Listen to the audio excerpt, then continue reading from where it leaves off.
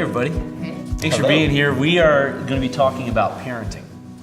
And I just want to start off by asking you to fill in the blank on this question. Parenting is fill in the blank. A crazy, amazing privilege. God trusts us with his little people. Challenging adventure. It is an adventure and it's fun, but it is challenging at times. Life's greatest joy. Absolutely, the greatest joy in life. We've all had different experiences with extended family and the homes that we were raised in. But what is some of the best advice? We've probably gotten bad advice too, but what's some of the best advice we've all ever gotten from somebody when it comes to parenting? I think as a dad, it was to just jump in and be part of all of it and not get caught up in, oh, that's what moms do, you know, from changing diapers to reading at bedtime, just experiencing the whole deal and not get caught up in, well, I'm gonna let mom do her thing and dad will do his thing, and it's really made a difference. Coming from a blended situation, I would say there's no, his kids, your kids, they're just kids, and they all have, your equal and undivided attention. Loving them equally does not necessarily mean loving them the exact same way. Right.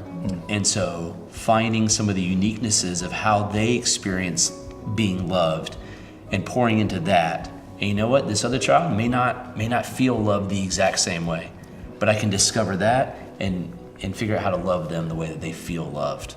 I think for me, it's more about letting them see the real me. So I'm not trying to be a perfect parent and say that I know everything. It's more about, I mess up sometimes, a lot. And so, when they see those things, to sit them down or talk to them and say, I apologize, I'm sorry, I'm not perfect, I'm still learning, I'm still growing, I'm still trying. God's still working on me, just like he's working on you. Jen, since you've already started the conversation with the confession about how you messed up, any other stories about a time where, we've messed up and you have a moment of having to ask your kids for forgiveness? Being distracted, being somewhere else.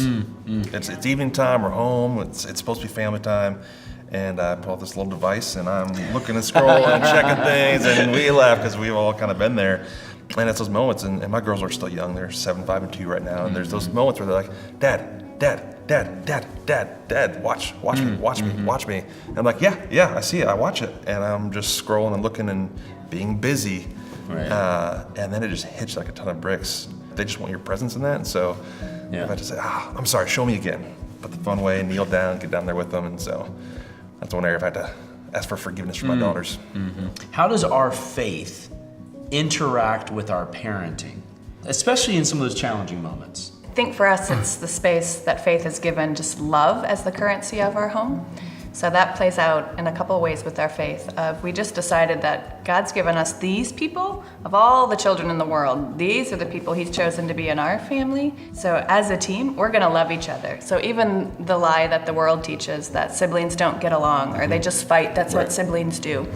We just started from the get-go, oh no, family loves each other, right? That's what we want for the church family, that's what we want for our families at home. And how much more so does Jesus teach us that? And I think it's to this space where we've learned just in faith of how much that mom and dad aren't in charge. Like God's in charge because we trust him, because he really is the giver of all good gifts.